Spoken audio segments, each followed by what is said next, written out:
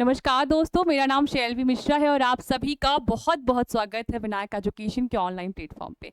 तो आज हम एक और करंट का मुद्दा जो कि बना हुआ है अभी 16वीं शेर जनगणना रिपोर्ट, एशियाई शेर जनगणना रिपोर्ट, उसके बारे में हम चर्चा करेंगे। ठीक है, तो इस रिपोर्ट में जो है तो इस बार 2020 के बाद 5 सालों में लगभग 32% की वृद्धि देखी गई है।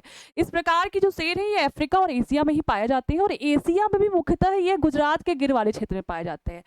खैर और भी क्षेत्रों में इनका विस्तार हो रहा है धीरे धीरे, पर फिर भी मुख्यतः ये जो है तो गुजरात के गिर वाले क्षेत्र में पाए जाते हैं। तो चलिए इनके बारे में हम बात कर लेते हैं। आगे यही लिखा हुआ है, इस रिपोर्ट के अनुसार देश में एशियाई शेरों की संख्या में वृद्धि हुई, जो कि मैंने अभी आपको बताया कि लगभग 32% की वृद्धि जो है तो दर्ज की गई है और ये अपने आप में एक बहुत बड़ी उपलब्धता है। ठीक है, यह जो जनगणना है 10 और 13 मई को 2 चरणों में की गई और ये 11 जिलों में 35,000 किलोमीटर स्क्वायर क्षेत्र में जो है तो ये जनगणना की गई है। ठीक है, 11 जिलों में और 35,000 किलोमीटर स्क्वायर जो एरिया है वहां पर ये जनगणना की गई है। ठीक है, उसके बाद आगे अगर हम बात करें तो जो पहली आधिकारिक जनगणना की गई थी वो 1936 में की गई थी जूनागढ़ रियासत के द्वारा। ठीक है, और उस समय जो हमारे यहाँ शेरों की संख्या वो आपकी थी 287 यानी कि 287।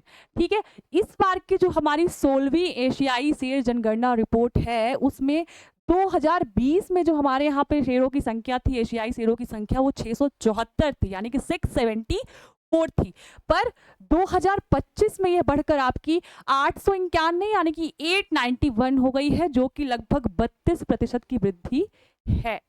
ठीक है, अपने आप में एक बहुत ही बड़ी उपलब्धता है ये। ठीक है, तो एशियाई शेर केवल भारत के गुजरात राज्य में पाए जाते हैं और गुजरात राज्य में भी अगर हम बात कर ले तो मुख्यतः गिर वाले क्षेत्र पे।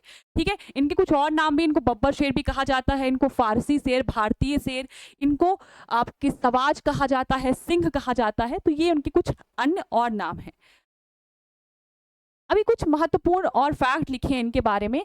ये जो शेर है ये पैंथेरा लियो प्रजाति की एक उप प्रजाति है।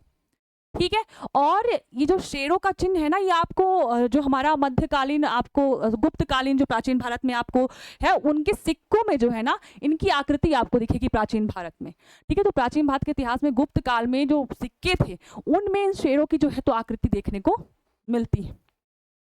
और मेक इन इंडिया जो है हमारा अभियान ना, उस वहाँ पे भी इस शेर का जो है ना मुख्यतः इस शेर के प्रतीक को इस्तेमाल किया जाता है। तो प्रतीक के रूप में मेक इन इंडिया अभियान में इन शेरों का इस्तेमाल किया गया है। ठीक है, उसके बाद पहले जो इनका विस्तार था वो पश्चिम एशिया से लेकर मध्य भारत तक था।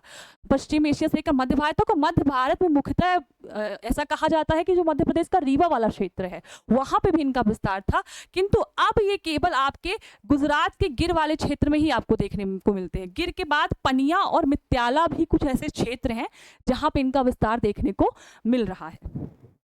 आगे बात करें तो एशियाई शेर जो है ये पर्णपाती जो जंगल होते हैं वहां पे पाए जाते हैं। पर्णपाती यानी जब किसी विशेष समय पर पत्ते जो हैं झड़ जाते हैं, और ये विशेष समय लगभग आप देखेंगे तो मार्च अप्रैल के बीच में होता है, जब सारे पत्ते झड़ जाते हैं फिर कुछ समय बाद फिर आ जाते हैं। तो ऐसे स्थानों पर जो है एशियाई शेर देखने को मिलते हैं। अगर बात करें इनके शिकार की, इनके भोजन की, तो ये हिरण, नीलगाय और कभी कभी घरेलू पशुओं को भी अपना शिकार बनाते हैं। ठीक है, आगे बात कर लेते हैं एक महत्वपूर्ण विषय के बारे में, जो कि है आपका प्रोजेक्ट लॉयन।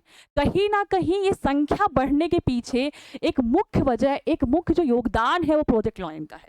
ठीक है, तो प्रोजेक्ट लॉयन 2020 में घोषित की गई एक पहल थी जिसका जो उद्देश्य था वो इन एशियाई शेरों को एक स्थायी जो है निवास देना, इनके भविष्य को सुरक्षित करना था इनका उद्देश्य।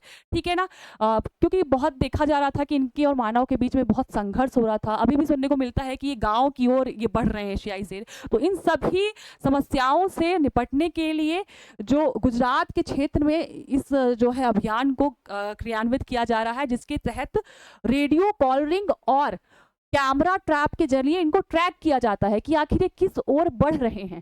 ठीक है ना, इसके द्वारा पता लगाया जाता है कि कहाँ है और किस क्षेत्र की ओर बढ़ रहे हैं।